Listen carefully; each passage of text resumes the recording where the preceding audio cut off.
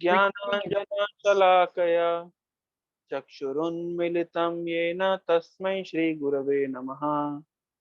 नमः ओं विष्णुपादाय कृष्णपृष्ठाय भूतले श्रीमते भक्तिवेदांत स्वामिन् इति नामिने। नमस्ते सारस्वते देवे गौरवाणी प्रचारिणे निर्विशेष शून्यवादी पाश्चात्य देश तारिणे। जय श्री कृष्ण चैतन्य प्रभु नित्यानंद श्री अद्वैत गदाधर शिवासादि गौर भक्त वृंदा। हरे कृष्णा कृष्ण कृष्ण हरे हरे, हरे राम राम राम हरे हरे। हरे कृष्णा। अच्छा, आप में से कौन अपलोड कर रहा है ये सेशंस को यूट्यूब पे? अभिषेक प्रभु की रोशन? हरे कृष्णा प्रभु जी। लास्ट डे का है, मतलब मुझे करना है सेशन अपलोड। ओके। फिर बीच के रोशन प्रभु भी किए हैं। हाँ, तो जो भी अपलोड कर रहे हैं ना, तो जैसे उस पर्टिकुलर जो हम डिस्कशन किए ना, उसके थीम को जरूर रखिएगा। जैसे कल हम लोग जो डिस्कशन किए थे, आदि बीजाय पुरुषादि बीजाय, तो जो पर्टिकुलर थीम थी कि supreme personality of God is a person, तो उसको अगर आप लिखेंगे तो वो तो जिसको भी मिलेगा, मतलब अभी लिखा है गजेंद्र मोक्ष फर्स्ट, गजेंद्र मोक्ष टू, ये prayers offer by Gajendra one two, तो वन टू के अंदर क्या चर्चा हुआ है वो थोड़ा सा लिखेंगे तो अच्छा रहेगा, है ना? हाँ, हरे कृष्ण और प्रभु। प्रभु जी, हरि बोल। एक्चुअली जूम मीटिंग के लिए मैं पार्ट 1 पार्ट 2 ऐसा कर रहा हूँ, लेकिन यूट्यूब में जब अपलोड करता हूँ तो टॉपिक डालता हूँ। अच्छा, हाँ, जो भी है उसको टॉपिक डाल के करेंगे तो बहुत अच्छा रहेगा। और दूसरा, उसमें थंबनेल्स इस तरह दीजिए कि कोई भी उसको कैच कर पाए, है ना? तो तो कल हम जो शब्द पढ़ रहे थे, ओम नमो भगवते तस्मै यतेतच्चिदात्मकं पुरुषादि बीजाय परेशाय धीमहि। तो पुरुष शब्द पे थोड़ी सी आज हम और चर्चा करेंगे, फिर हम आगे बढ़ेंगे। पुरुष शब्द का अर्थ क्या होता है? कई बार आप लोगों ने सुना है, इसमें चर्चा हुई भी है, लेकिन पुरुष शब्द का अर्थ क्या होता है? तो पुरुष शब्द के कई अर्थ होते हैं। पुरुष शब्द का अर्थ होता है मेल, पुरुष और स्त्री, है ना? पुरुष शब्द का अर्थ होता है पुरी में निवास करने वाला। इस शरीर रूपी पुरी में जो निवास करता है, कौन निवास करता है? इस शरीर रूपी शहर में कौन निवास करता है? तो आत्मा निवास करती है। तो आत्मा को भी पुरुष कहा जाता है। ठीक है। अच्छा, दूसरा, पुरुष शब्द का अर्थ होता है भोक्ता, इंजॉयर। और पुरुष शब्द पूर्ण पुरुषोत्तम भगवान को भी संबोधित करता है। भगवान को कहते हैं आदि पुरुष, गोविंदम आदि पुरुषम तम हम भजामी। तो पुरुष शब्द कितने अर्थ निकल आए? पुरी में निवास करने वाला, इंजॉयर, मेल, और आदि पुरुष भगवान को भी शब्द संबोधित करता है। लेकिन इन शब्दों का अपने अपने पर्सपेक्टिव में अलग अलग अर्थ निकलता है और अलग अलग यूसेज है। जैसे मैं आपको समझाता हूँ। पुरुष शब्द का सबसे कॉमन मीनिंग होता है, सबसे वाइब्रेंट मीनिंग होता है इंजॉयर। तो वास्तविक इंजॉयर कौन है? वास्तविक इंजॉयर है भगवान। कहाँ लिखा है? भगवत गीता में लिखा है। क्या लिखा है? भोक्ताराम यज्ञ तपसाम सर्वलोक महेश्वरम सुहृदम सर्वभूतानाम ज्ञात्वा माम शांति मृच्छति। भोक्ताराम यज्ञ तपसाम सर्वलोक महेश्वरम। अर्जुन, मैं भोक्ता हूं। I am the supreme enjoyer and everything else is to be enjoyed by me. भगवान है भोक्ता, बाकी सब कुछ है भोग। तो भोक्ता शब्द है का अर्थ क्या हुआ? भगवान भोक्ता, इसका अर्थ क्या हुआ? जैसे शरीर में भोक्ता क्या है? शरीर का भोक्ता है पेट।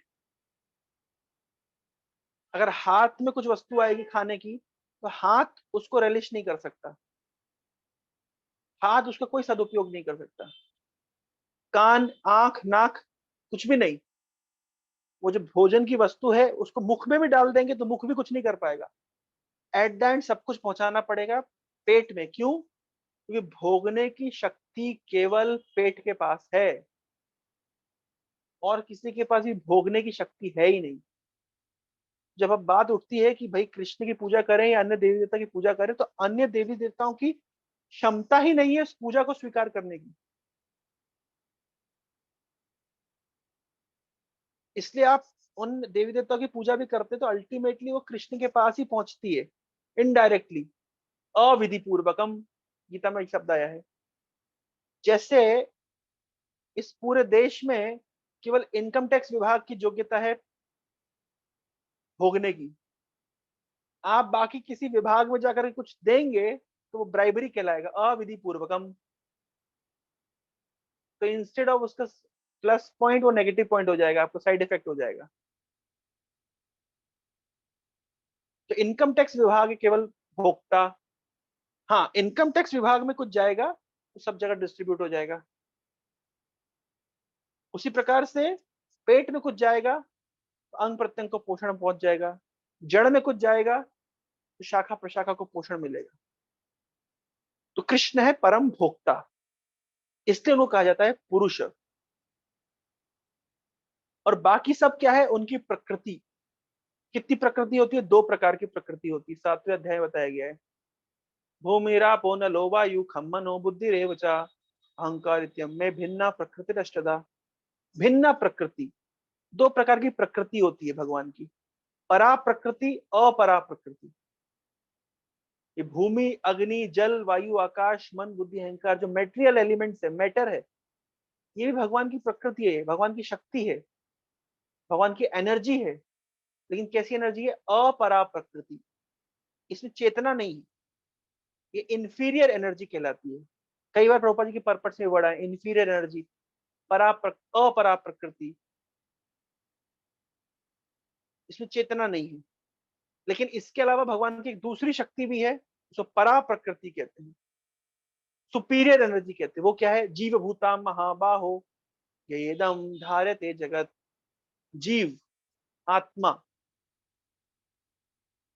जो आत्मा है, जीव है, ये भगवान की परा प्रकृति है।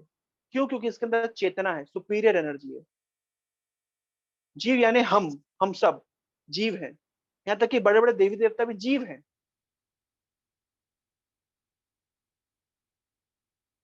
ये सब जीव हैं। अच्छा, हम जीव हैं, बड़े बड़े देवता जीव हैं, लेकिन एंड जीव सब क्या है? प्रकृति है, भोग्य हैं। किसके द्वारा भोगे जाएंगे? पुरुष यानी कृष्ण के द्वारा भोगे जाएंगे। तो कृष्ण है पुरुष, पुरुषोत्तमा, पुरुष। और प्रकृति को वो भोगेंगे। यानी हम सब की सृष्टि क्यों हुई है, हम सब क्यों अस्तित्व में है? उनके भोग के लिए। यानी जीव वास्तव में प्रकृति है, भोग्य है। किसके द्वारा भोगा जाएगा? पुरुष के द्वारा भोगा जाएगा। अब लेकिन समस्या क्या है कि कुछ जीव, कुछ प्रकृति, आप ऐसे समझिए कि सबसे सुपीरियर है कृष्ण, उनके कंपैरिजन में उनसे निकृष्ट है जीव। लेकिन जीव कृष्ण से नीचे है, लेकिन जड़ प्रकृति से ऊपर है।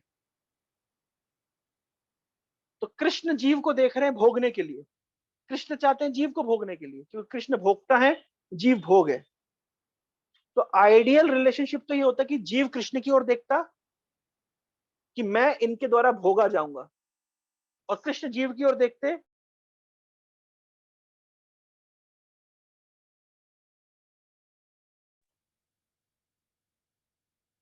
जीव कृष्ण की ओर देखें कि मैं इनके द्वारा भोगा जाऊंगा, और कृष्ण जीव को देखें मैं इनको भोगूंगा, क्योंकि मैंने इनकी सृष्टि इसलिए करी है। ये एक संबंध हो गया जीव और कृष्ण का।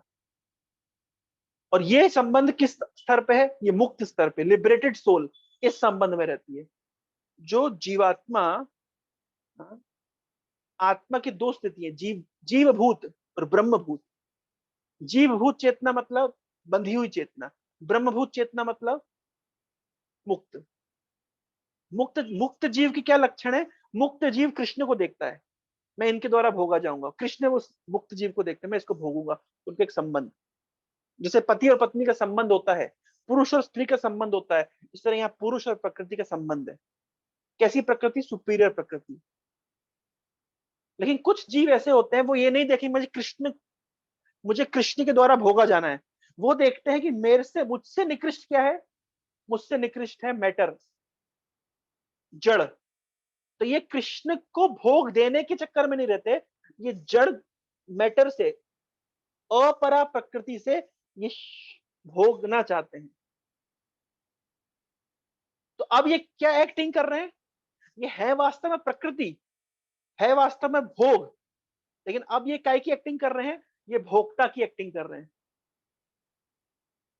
समझ आ रहा है भाई? ये कृष्ण के द्वारा भोगने के लिए बनाए गए हैं, लेकिन अभी कृष्ण को नहीं देख रहे हैं कि कृष्ण से उन्मुख नहीं होके कृष्ण से बहिर्मुख हो गए।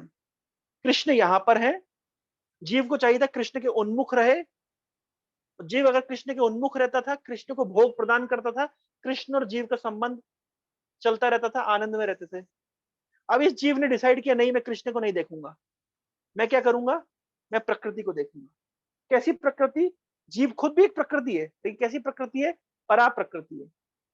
तो अब ये जीव अपरा प्रकृति को देखता है, जड़ जगत को देखता है, माया को देखता है, और क्या सोचता है? मैं इसको भोगूंगा। इन्हें अब कृष्ण से उन्मुख न रहकर बहिर्मुख हो गया है, और ये माया को भोगने के चक्कर में लगा रहता है। और माया को भोगने के चक्कर में लगा रहता है, अपने आप को क्या समझने लग गया? भोक्ता। जबकि वास्तव में ये क्या है? इसकी औकात क्या है? वास्तव में ये भोग है, लेकिन अपने आप को क्या समझ रहा है? भोक्ता। वास्तव में ये प्रकृति है, लेकिन अब अपने आप को क्या समझ रहा है? पुरुष। वास्तव में ये जीव एक प्रकृति है, परा प्रकृति है, लेकिन अब क्योंकि अपरा प्रकृति को भोगना चाहता है, इसलिए क्या सोच रहा है अपने आप को? ये अपने आप को पुरुष समझ रहा है। पुरुष समझ रहा है मतलब अब इसको एक पुरी में डाल दिया जाएगा शयन करने के लिए, रेस्ट करने के लिए। यानी ये प्रकृति है, लेकिन अब प्रकृति अपने आप को पुरुष समझ रही है, भोक्ता समझ रही है। इसको एक जड़ शरीर में डाल दिया जाएगा, भोगो कितना भोगना है। इसको कहते हैं बद्ध अवस्था। समझ आ रहा है? कंडीशनल स्टेज किसको कहते हैं? जब भगवान की परा प्रकृति यानी जीवात्मा कृष्ण को सेवा ना करके जड़ जगत को भोगना चाहती है, तो अब उसको पुरुष अभिमान हो गया है। वो पुरुष नहीं है, लेकिन उसको ये धारणा हो गई है कि मैं एक पुरुष हूं, मुझे भोगना है, मुझे इस प्रकृति को भोगना है। और इसलिए इसको दंड स्वरूप, भाई किसी को दंड दिया जाता है तो कैसे दंड दिया जाता है? जेल में डाल दिया जाता है। तो इसको दंड स्वरूप इस भौतिक प्रकृति रूप जेल में डाल दिया जाता है। और जेल में क्या मिलता है? एक प्रिजन सूट मिलता है। इस शरीर रूपी प्रिजन सूट उसको पहना दिया जाता है। भोगो कितना भोगना है, ये उसका बंधन है। ये उसकी कितना बड़ा बंधन है, फंस गया। जैसे बंदर होता है, बंदर को कैसे पकड़ा जाता है आप जानते हैं? कि एक एक एक फ्लास्क के अंदर खूब सारे मूंगफली डाल दी जाती है। बंदर हाथ डालता है, मूंगफली पकड़ के खींच के बाहर निकालना चाहता है, लेकिन ना ये मूंगफली छोड़ता है और ना ही इसका हाथ बाहर आता है। इस कारण से धर दबोचा जाता है, पकड़ा जाता है। उसी प्रकार से जीव प्रकृति को भोगना चाहता है, प्रकृति को छोड़ता नहीं है, छोड़ता नहीं है तो पकड़ के रखना चाहता है, भोगना चाहता है। इस चक्कर में प्रकृति को तो ये भोग नहीं पाएगा, क्योंकि प्रकृति अल्टीमेटली कृष्ण की शक्ति है। मैं अध्यक्षेन प्रकृति सूयते से चराचर, मेरी अध्यक्षता में प्रकृति का काम करती है। दैवई है च गुणमयी मम माया दुरत्या, ये माया शक्ति कृष्ण की है। हमारी क्या औकात है इसको भोगने की? हम तो बंदर की तरह इसमें से इसको एक्सप्लॉइट करने में हाथ डालते हैं, मुट्ठी बंद करते हैं, खींचते हैं, नहीं निकल पाते, अल्टीमेटली धर दबोचे जाते हैं। इस कारण से एक जीव बंधन में फंसता है। इसको कहते हैं इंग्लिश में, हाँ कैसा जीव है ये? बॉन्डेड स्टेट में है। एक होता है लिबरेटेड स्टेट में। लिबरेटेड स्टेट में क्यों है? अरे तो छोड़ दे, काजू छोड़ दे, बादाम छोड़ दे, मूंगफली छोड़ दे, हाथ छोड़, भाग। अगर कोई जीव प्रकृति के द्वारा मोहित ना होकर उसको पकड़ने की कोशिश ना करे, छोड़ दे और कृष्ण की सेवा में लगे, तो मुक्त जीवन है। लेकिन उस मूर्ख जीवात्मा ने क्या सोचा कि मैं प्रकृति को भोगूंगा, हाथ डाला, मुट्ठी बांधी, निकालने की कोशिश करी, निकला कुछ नहीं। इसको कहते हैं माया मिली ना राम। कुछ नहीं मिला, क्योंकि माया तो वैसे कृष्ण की संपत्ति, इधर से कृष्ण नहीं मिले, इधर से माया नहीं मिली, केवल लात मिली। इस कारण से जीव फंस जाता है। और जब फंस जाता है तो कैसे फंसाया जाता है? उस जीवात्मा को, है तो वो प्रकृति, लेकिन एक शरीर में डाल दिया जाता है, यानी पुरुष बना दिया गया उसको, पुरी में डाल दिया, एक शहर में डाल दिया, इस शरीर रूपी पुरी में उसको डाल दिया गया। तो समझ आया पुरुष शब्द का अर्थ? आत्मा को पुरुष क्यों कहा गया? क्योंकि आत्मा को एक शरीर में डाल के बांध दिया गया, इसलिए पुरुष है। तो वास्तव में पुरुष पुरुष नहीं है, वास्तव में वो प्रकृति है, लेकिन उसको पुरुष का अभिमान हो गया, भोक्ता का अभिमान हो गया। दूसरा जो स्त्री और पुरुष है, अच्छा उसमें पुरुष अपने आप को पुरुष सोच रहा है, क्योंकि पुरुष सोच रहा है कि मैं स्त्री को भोगूंगा। लेकिन जो स्त्री है वो ये नहीं सोच रही कि मैं पुरुष के द्वारा भोगी जाऊंगी। वो क्या सोच रही है? ये मुझे भोगेगा, मैं इसको भोगूंगी। ये कमबख्त दिन भर परिश्रम करके पैसा लाएगा और मैं इसकी नोट से, इसकी जेब से पॉकेट मार लूंगी। ये दिन भर परिश्रम करेगा, रात को मैं इसका शोषण करूंगी। तो जो स्त्री है वो वास्तव में, शरीर तो स्त्री का है, लेकिन चेतना कैसी है? पुरुष वाली, भोक्ता। इसलिए इस भौतिक जगत में हम बोलते हैं ना, जब प्रोपा जी कहीं लिखे exploiting the material nature, exploiting the material nature, everybody is after exploiting the material nature. इसका यही अर्थ होता है, हर व्यक्ति पुरुष चेतना में, हर व्यक्ति इस चेतना में मैं कैसे भोगूंगा। कोई भी भोग, अपने आप को भोगवाना नहीं चाहता है, कोई भगवान का भोग्य नहीं बनना चाहता। हर व्यक्ति चाहता है कि कैसे मैं भोगूंगा, कैसे मैं इंजॉयर बनूंगा, जबकि हम इंजॉयर है नहीं वास्तव में। वास्तविक इंजॉय केवल कृष्ण है, वास्तविक पुरुष केवल कृष्ण है, हम सब प्रकृति हैं। लेकिन अभी हम प्रकृति होकर के पुरुष का नाटक कर रहे हैं। तो इसलिए पुरुष शब्द बहुत सारे मीनिंग इंप्लाई कर देता है। अगर कोई बोले जीवात्मा पुरुष है, हाँ है एक सेंस में। वास्तव में जीवात्मा प्रकृति है, लेकिन इसके अंदर पुरुष अभिमान है, इसके अंदर भोगने की कामना है, भोगने की टेंडेंसी है, इसलिए ये पुरुष के जैसा व्यवहार कर रही है तो प्रकृति। तो आपको समझ आया पुरुष शब्द का अर्थ? समझ आया? थोड़ा सा फिलोसफिकल है, इसलिए इसमें वर्ड जगलरी जैसा लग रहा होगा, एक ही चीज बार बार रिपीट की जा रही है। पुरुष शब्द का अर्थ क्या है वास्तव में? यह है पुरुष शब्द का अर्थ। लेकिन यहाँ जिस पुरुष की शरण गजेंद्र स्वीकार कर रहा है, पुरुष आदि बीज आया, आदि बीज, आदि पुरुष भगवान कृष्ण की शरण स्वीकार कर रहे हैं गजेंद्र, जो मूल पुरुष है। बाकी सब तो बोलते ना सिमुलेटर में है, भगवान तो वास्तव में भोग रहे हैं, बाकी सब भोगने का केवल प्रयास करेंगे, भोग नहीं पाते। एकादश स्कंद में 11th कैंटो बड़ी अच्छी एनालॉजी देके समझाई जाती है कि जैसे कोई व्यक्ति, मान लीजिए मेरे राइट साइड में भोजन रखा है और मेरे लेफ्ट साइड में मिरर रखा है, और मुझे बहुत तेज भूख लग रही है, लेकिन मैं लेफ्ट साइड में जो मिरर का जो रिफ्लेक्शन है उसमें भोजन खोजने का प्रयास कर रहा हूँ। क्या मेरी खोज कभी भी सफल होगी? नहीं, क्योंकि भोजन लेफ्ट साइड, राइट साइड में रखा है, मैं लेफ्ट साइड में खोज रहा हूँ रिफ्लेक्शन में। तो हम उसी प्रकार से संसार में सुख खोजने की कोशिश कर रहे हैं, हम पुरुष बनने की कोशिश कर रहे हैं, हम भोगने की कोशिश कर रहे हैं, लेकिन भोग मिलता नहीं है, क्योंकि संसार में है नहीं। रिफ्लेक्शन में क्या मिलेगा?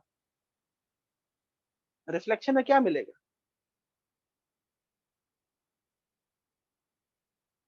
तो कहाँ जाना पड़ेगा उसके लिए?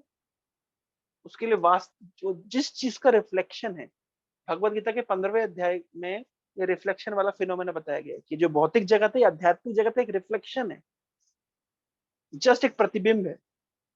इसलिए हम भौतिक जगत में सुख देखते हैं, हमको सुख दिखाई देता है, लेकिन सुख प्राप्त नहीं होता।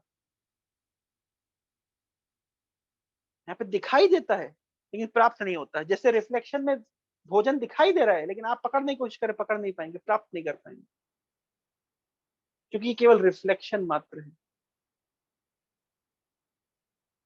अब आप बोलेंगे नहीं प्रभु जी सुख तो है, आप कैसे कह रहे हैं सुख नहीं है? सुख तो है, लेकिन ये घिसे पिटे सुख को सुख नहीं कहते। आज सुबह से मैं बैठा हुआ हूँ हमारे ऑफिस में, कम से कम 7-8 केस तो ब्रेकअप के आ गए मेरे पास। जो भी ब्रेकअप करा करू के आते हैं, इनको भागवत के शब्द, थोड़ा पूर्व महाराज जी कथा कहानी सुना दो, थोड़ा एल गीत सुना दो, पूरा रिफ्रेश होके चले जाते हैं। उनको मानो शास्त्रों का ज्ञान उनके हृदय में प्रकाशित हो गया। उनके लिए थोड़ा ना मिथ्या है, उनके लिए थोड़ा ना झूठ है। उनके लिए कोई दुख नहीं है। मतलब पूरा समझ गए कि शास्त्र बिल्कुल सच बात बोल रहा है, कोई मिथ्या बात नहीं बोल रहा। हमें अगर शास्त्र की बात पर डाउट है, ये हमारा बहुत बड़ा दुर्भाग्य है। लेकिन कृष्ण भावनामृत आंदोलन इतना, कृष्ण भक्ति इतनी शक्तिशाली है, अब क्या डाउट करेंगे, कितने दिन डाउट करेंगे? एक दिन कृष्ण आपको ऐसे सिचुएशन में डाल देंगे कि आपको विश्वास करना पड़ेगा, हाँ कि जगत का स्वरूप ऐसा है। मैं अभी एक बच्चे को बता रहा था, मैंने कहा देखिए, आप लोग को आश्चर्य होगा, ये सुनकर आश्चर्य होगा, मुझे पता नहीं आप लोग कितना उसको डाइजेस्ट कर पाएंगे। आपको क्या लगता है, साधुओं के समाज में क्या पॉलिटिक्स नहीं होती? कि साधु के समाज में सत्ता को लेकर के खींचतान नहीं होती? कि साधुओं के समाज में झूठ बोलना, फरेबी करना, चीटिंग करना, एक दूसरे की टांग खींचना नहीं होता? होता है। मैं तो कहूंगा साधुओं के समाज में ज्यादा होता है। मैं कल ऐसे, आज ऐसे किसी को ऐसा बोल रहा था, मैंने कहा जब डिवोटी कम्युनिटी में इस तरह हो रहा है, भक्तों के समाज में इस तरह होता है, पॉलिटिक्स होती है, खींचतान मचती है, कुर्सी को लेकर के मारा मारी होती है, तो बाहर कॉर्पोरेट जगत में और बाहर की दुनिया का हाल क्या होगा जब इस्कॉन जगत के अंदर ऐसा चल रहा है? तो अब किसी सेंटर में चले जाइए, किसी मंदिर में चले जाइए, सेम प्रॉब्लम। तो प्रश्न उठता है, ये प्रॉब्लम क्यों, ऐसे क्यों? ऐसा इसलिए है, मैं आज ऐसे कंटेम्पलेट कर रहा था कि साधुओं के समाज में इतनी समस्या क्यों। इसलिए समस्या है, इसलिए खींचतानी है, ताकि कुछ जो साधुओं के समाज में जो सिंसियर साधक होंगे ना, उन्हें इस जगत की हकीकत समझ आ जाए कि material world is never permanent, nothing is permanent here. ना आपकी सत्ता परमानेंट है, ना आपकी कुर्सी परमानेंट है, ना आप परमानेंट है, ना आपको मिलने वाले कंफर्ट, पोजीशन, पावर परमानेंट है। हर समय टर्बुलेंस मचा हुआ है, कांस्टेंट टर्बुलेंस। जो थोड़ा सा भी सिंसियर साधक होगा ना, वो तुरंत अपने भजन को दृढ़ कर लेगा और और लक्ष्य बना लेगा कि मुझे इस संसार सागर को पार करके भगवान के धाम में लौटना है। क्योंकि अल्टीमेटली, चाहे वो स्पिरिचुअल सर्कल्स हो, मेटेरियल सर्कल्स हो, कोई भी सर्कल हो, हर कम्युनिटी में पॉलिटिक्स है, हर कम्युनिटी में मारामारी है, हर कम्युनिटी में ईर्ष्या है, हर कम्युनिटी में क्रोध, हीन भावना, सुपीरियरिटी कॉम्प्लेक्स, सब प्रकार के जो झूठ, फरेब, नफरत हर जगह मिल जाएगी आपको, क्योंकि भौतिक जगत का स्वरूप ही ऐसा है। बाकी लोग क्या होता है, बाकी लोग घर परिवार में अटैचमेंट लगाते हैं, उसके बाद उनको दुख मिलता है। जब दुख मिलता है घर परिवार में, पत्नी बात नहीं मानती है, बच्चे बात नहीं मानती है, जीवन भर इनके लिए कार्य किया, मेहनत करे, जिसके लिए कमाया खाया। कल हमारे रसोईया रसोईया के बोलते, प्रभु जी मेरी सैलरी बढ़ा दीजिए, मेरा बच्चा अहमदाबाद में पढ़ाई कर रहा है। तो जिस बच्चे के लिए जीवन भर परिश्रम करेंगे, ये दिन रात खटेंगे, एक दिन वो बच्चा इनको साइड कर देगा। और ये होता है, जगत की हकीकत ऐसी है, आप क्या कर लेंगे? जिस पत्नी के लिए पूरा जीवन दिया, वो पत्नी लास्ट में बोलती मेरे लिए तुमने किया ही क्या है। जिस गर्लफ्रेंड को मनाएंगे, अभी एक लड़का आके मेरे को बोल रहा है, प्रभु जी यकीन मानिए मेरी हालत कैसी हो गई, मैं कुत्तों जैसा व्यवहार कर रहा हूँ। मेरे को बोल रहा है एक बच्चा भी आकर के कि प्रभु जी मेरी ऐसी हालत है कि मैं 4 दिन पहले अपनी, है ना, गर्लफ्रेंड तो नहीं बोलेंगे, उसको एक्स गर्लफ्रेंड बोलेंगे, उसके सामने मैं घुटनों पे बैठ गया, और पूरा कीचड़ था वहां पे, घुटनों में बैठ के मैं आंख से आंसू बहाते रोते हुए बोला, please accept me, please don't do like this with me. मेरे को एक बच्चा भी आके बोला, बोले फिर भी उसने उसने जवाब दिया, मैं मर जाऊंगी लेकिन तुम्हारे पास नहीं आऊंगी। बोला प्रभु जी इसका 1% में कृष्ण के पास चला गया होता तो आज मैं कहाँ होता। तो खुद बच्चा खुद अनुभव बता रहा है अपने। तो बाकी लोगों के साथ क्या होता है कि उनको जब वो घर संसार की हालत देख लेते हैं, और जब रिलेशनशिप में रहते हैं, वहां से उनको फ्रस्ट्रेशन मिलता है, कॉर्पोरेट जगत में देखते हैं मारा मारी बची हुई है। मतलब आपके आपके जो कलीग्स होंगे, वो आपके बॉस का थूका हुआ चाटने को तैयार हो जाएंगे, क्योंकि उनको आपसे आगे निकलना है। और आप ऐसा कर नहीं पाएंगे, क्योंकि आपका सेल्फ एस्टीम एक है, तो आपका प्रमोशन नहीं होगा, बैठे रहिए। और आप ये सब चीज देखेंगे, तो आप ये सब देखने के बाद किस कंक्लूजन में पहुंचेंगे? आप एक ही कंक्लूजन में पहुंचेंगे, संसार में केवल भगवान का भजन ही वास्तविक सत्यता है, बाकी सब में किसी चीज में कुछ नहीं रखा। अब बेचारा साधु क्या करे? वो थ्योरी पढ़ करके तो साधु बन गया, ना उसको स्त्री के साथ संबंध का कोई ज्ञान है कि वहां पे मार पड़ती है तो कैसी मार पड़ती है। केवल उसने केवल भागवत के 9वें स्कंद में पूर्वा की कहानी पढ़ी है, या तो ययाति की कहानी पढ़ी है, या तो उसने एल गीत पढ़ा है, बस उसको ये अनुभव है। प्रैक्टिकल अनुभव है नहीं। कश्यप मुनि को जैसा अनुभव हुआ, पूर्व महाराज को जैसा अनुभव हुआ, साधुओं को तो कोई अनुभव है नहीं। तो बेचारे वो क्या करें? तो भगवान का बड़ा अच्छा आयोजन होता है। वो साधुओं के समाज में टर्बुलेंस क्रिएट करते रहते हैं। कैसा टर्बुलेंस क्रिएट करते हैं, वहां धमाका मचाते हैं। कोई इधर सत्ता चल रही जा रही है, किसी की पॉलिटिक्स चल रही, किसी की पावर चल रही, किसी का कुछ हो रहा है, किसी कुछ हो रहा है। साधु के समाज में देखते हैं, अरे बाप रे, 25 साल से प्रैक्टिस कर रहा था निकल गया, 30 साल से प्रैक्टिस कर रहा था गायब हो गया। रात को देखेंगे, मैं एक दिन हमारे उज्जैन के आश्रम में था, तो मैं एक डिवोटी को बोला, प्रभु जी मेरी धोती नहीं मिल रही, आपने देखा है क्या? तो प्रभु जी कहते हैं, अरे यहाँ ब्रह्मचारी नहीं मिल रहा, तुमने देखा है क्या? तो ब्रह्मचारी यहाँ से गायब हो गया, तुमको धोती की पड़ी हुई है। तो मैंने कहा अच्छा ऐसा भी होता है क्या? मैं नए नए आश्रम में ज्वाइन किया, तो मैंने कहा यहाँ पे भी ये सब होता है क्या? ब्रह्मचारी गायब हो जाते हैं, धोती की क्या बात है? क्या शिक्षा मिलती है? जो टर्बुलेंस, ये एक भाग्यशाली भक्त के जीवन में आता है। टर्बुलेंस क्यों? क्योंकि इससे वो उसका फिर उससे कोई अटैचमेंट नहीं रह जाता। एक गजेंद्र के जीवन में जो टर्बुलेंस आया है, आप क्या समझ रहे हैं? भगवान की कितनी बड़ी कृपा है गजेंद्र के ऊपर। वास्तव में अगस्त मुनि कृपा है गजेंद्र के ऊपर कि ऐसा टर्बुलेंस फंसा है, अब सीधे शरीर छोड़ के भगवान के धाम में वापस जाएगा। कोई और अटैचमेंट नहीं, कोई स्कोप ही नहीं रह गया। और फाइनल कंक्लूजन में गजेंद्र बस यही दे रहा है कि भगवान आपके चरण कमल छोड़ के और कोई आश्रय है ही नहीं। कौन मेरी रक्षा करेगा?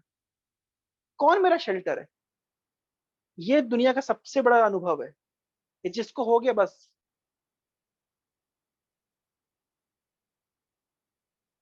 कौन मेरा शेल्टर है, ये गजेंद्र कंक्लूजन है।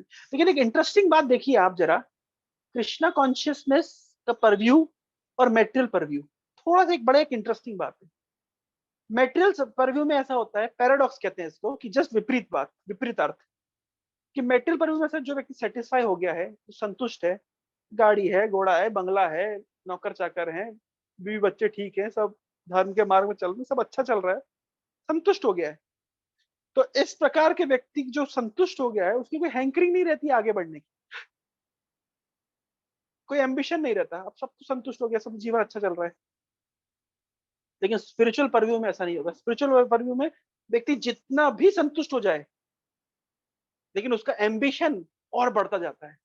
लेकिन क्या एम्बिशन बढ़ता है? मैं और कृष्ण की सेवा में कैसे आगे बढ़ूंगा, कैसे मैं और अपने भजन को बढ़ाऊंगा, कैसे मैं और लोगों तक कृष्ण भावना पहुंचाऊंगा। तो सेटिस्फाइड है, 100% सेटिस्फाइड है, लेकिन एम्बिशन में कोई घटौती नहीं होती है। जबकि मेटेरियल व्यक्ति के जीवन में क्या होता है, जब सेटिस्फाइड, भाई काम कब तक करता है, इम्पेटस कब तक है, कोई शादी करनी है, परिवार पालना है, बच्चे होंगे, उनको पढ़ाना है, लिखाना है, बहुत परिश्रम करेगा, जीवन भर परिश्रम करेगा, क्योंकि एक पर्पस है उसका। लेकिन जिस दिन लाइफ में सब स्टेबल हो गया, बीवी बच्चे सेटल हो गए, मतलब बच्चे सेटल हो गए, उनकी शादियां हो गई, सब लाइफ सब सिक्योर है, पेंशन आ रहा है, इंश्योरेंस पॉलिसी है, सब कुछ जमा थमा सब रेडी है, अब वो क्या करे? अब नेक्स्ट क्या है? तो फिर वो न्यूज पेपर पढ़ के टाइम वेस्ट करता है, इंतजार करता है कब मौत आएगी। वास्तव में यही है। तो चाय की चुस्की लगा लगा करके इंडिया पाकिस्तान का मैच देख के जीवन काट रहा है, कोई एक खास एम्बिशन नहीं उसके जीवन में। लेकिन कृष्ण कॉन्शियसनेस में ऐसा नहीं होता। कृष्ण कॉन्शियसनेस सब कुछ होने पर हृदय पूर्ण रूप से सर्वात्मन स्नापनम, पूरी तरीके से हृदय कृष्ण प्रेम से ओतप्रोत है, बिल्कुल आनंद में है, बिल्कुल तरीके से सेटिस्फाइड है। स्टिल देखो उसके हृदय में बहुत बड़ा एम्बिशन होता है। अगर पूरी दुनिया में कृष्ण भावना का प्रचार प्रसार हो गया, तो मंगल ग्रह पे जाके प्रचार करूंगा। कृष्ण की सेवा को बढ़ाने के लिए इम्पेटस बढ़ता चला जाता है। ये पैराडॉक्स है, ये विपरीत अर्थ है, लेकिन ऐसा होता है। तो देखिए हमारे पूरे शास्त्रों की फिलॉसफी बहुत सिंपल है। कैसे तैसे भी मेटेरियल लाइफ की हकीकत पता चले, मेटेरियल लाइफ से डिटैचमेंट आ जाए। केवल नॉलेज के स्तर पे नहीं, विजडम के स्तर पे, रियलाइजेशन के स्तर पे, केवल शुष्क ज्ञान नहीं, अनुभव, इधर से पूरी तरीके से डिटैच हो जाए और इधर पूरी तरीके से अटैच हो जाए। अब कृष्ण की सेवा ही उसके जीवन का लक्ष्य है। कृष्ण का नाम जप कर रहे हैं, उसके जीवन का बड़ा बहुत बड़ा आनंद है। भक्तों के साथ, भक्तों की सेवा में ही समय देना उसको, बस यही लक्ष्य बचता है। यही है वैकुंठ का जीवन। और आप देखिए कोई दूसरा मार्ग में इतना दम नहीं है कि व्यक्ति को इतनी जल्दी इस रिलेशन में ले आए। इन भक्ति के विषय में कहा गया ज्ञान विज्ञान सहितम। भक्ति ज्ञान भी देती है, वैराग्य भी देती है, रियलाइजेशन अनुभव भी देती है। सब कुछ एक पैकेज में मिलता है। जो हम भक्ति करते हैं, जो भागवत पढ़ते हैं, अब यहाँ से भक्ति बढ़ती है, उधर से आध्यात्मिक ज्ञान बढ़ता है, इधर से संसार के वैराग्य ऑटोमेटिक बढ़ता है। जैसे हम भोजन करते हैं तो तीन चीजें एक साथ होती है, क्या क्या? पेट भरता है, स्वाद आता है, और संतुष्टि होती है। जब पेट भरता है तो पोषण होता है, स्वाद आता है, और एक हृदय को तो और शरीर को पोषण मिलता है, हृदय को संतुष्टि, सब कुछ एक समय होता है। उसी प्रकार से भक्ति करने से आध्यात्मिक ज्ञान बढ़ता है, संसार के प्रति वैराग्य बढ़ता है, और भगवान के प्रति प्रेम बढ़ता चला जाता है साइमल्टेनियसली, एक काला। ये तीनों चीजें एक साथ होती है। तो कोई व्यक्ति पूछे अगर आपकी भक्ति का लक्ष्य क्या है, तो भक्ति का लक्ष्य यही है, कैसे संसार की हकीकत जाने, संसार डिटैच होए, कैसे ये रियलाइज कर जाए कि संसार का सुख इनसिग्निफिकेंट है। जो सुख भगवान का नाम का जप करके, श्रीमद् भागवत पढ़ के, भक्तों का संग करके, हाँ, गोवर्धन की परिक्रमा करके, राधा कृष्ण को प्रणाम करके जो आनंद है, वो सुख और किसी वस्तु में नहीं है। उल्टा मेटेरियल सारे जो तथाकथित सुख है वो दुख योनय एवते, यही संस्पर्श जब होगा, दुख योनय एवते, दुख का योनि है, दुख के जननी है, दुख निकलता है केवल।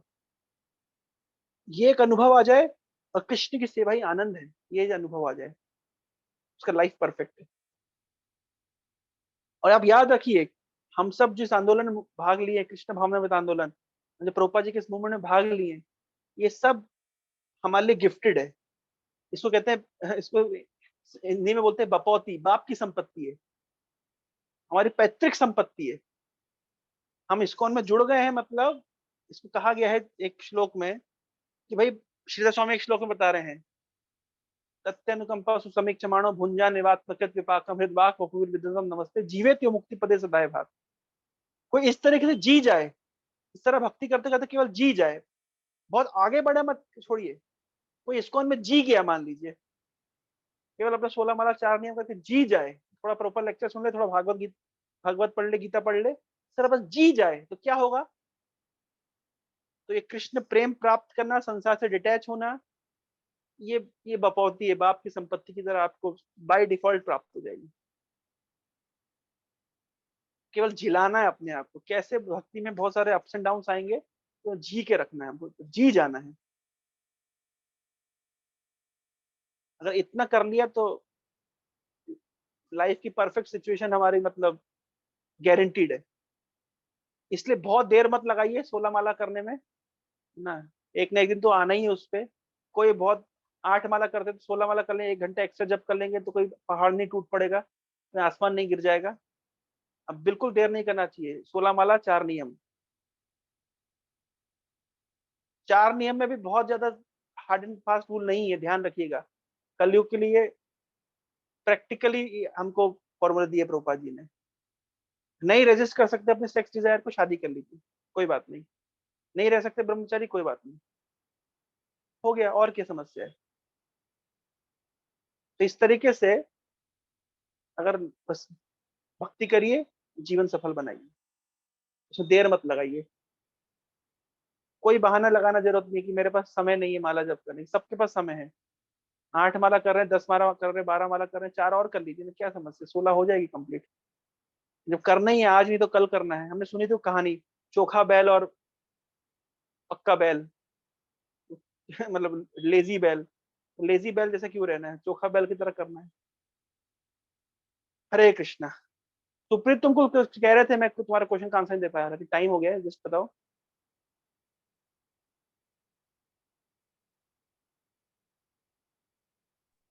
हरे कृष्णा प्रभु जी। तुम क्या कह रहे थे, क्या क्वेश्चन था तुम्हारा? आवाज आ रही है ना आपको? हाँ।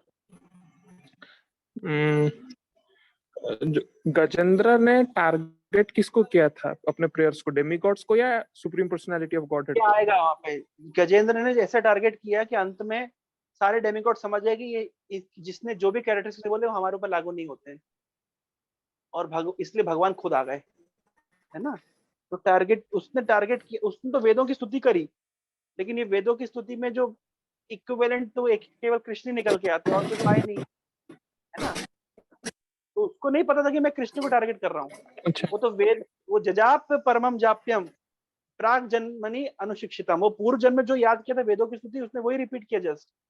उसको भी नहीं पता था कि कौन आएगा, लेकिन देखा कि भगवान विष्णु आ गए। इसका मतलब है कि वेदों के अल्टीमेट लक्ष्य कौन है? भगवान विष्णु।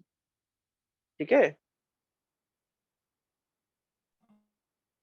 और क्या प्रश्न था आपका? ओके प्रभु जी। टाइम हो गया है। और क्या प्रश्न था? और एक था कि आपने जो सेल्फ प्रिवेंशन कहा था, सेल्फ प्रिवेंशन तो इसके इक्विवेलेंट भी होगा, सर्वाइवल ऑफ द फिटेस्ट, हाँ, डार्विन थ्योरी। यस। पर वो डार्विन की फिलॉसफी केवल बॉडी पर आधारित थी, लेकिन हमारी फिलॉसफी चेतना, कॉन्शियसनेस पे भी आधारित है। सर्वाइवल ऑफ द कॉन्शियसनेस के ऊपर भी हमारी फिलॉसफी आधारित है। उसने केवल बॉडी का नॉलेज था, इसलिए उतना ही बोला है ना, लेकिन वो बात वही है, survival of the fittest. Self preservation is the fundamental principle of existence. Okay.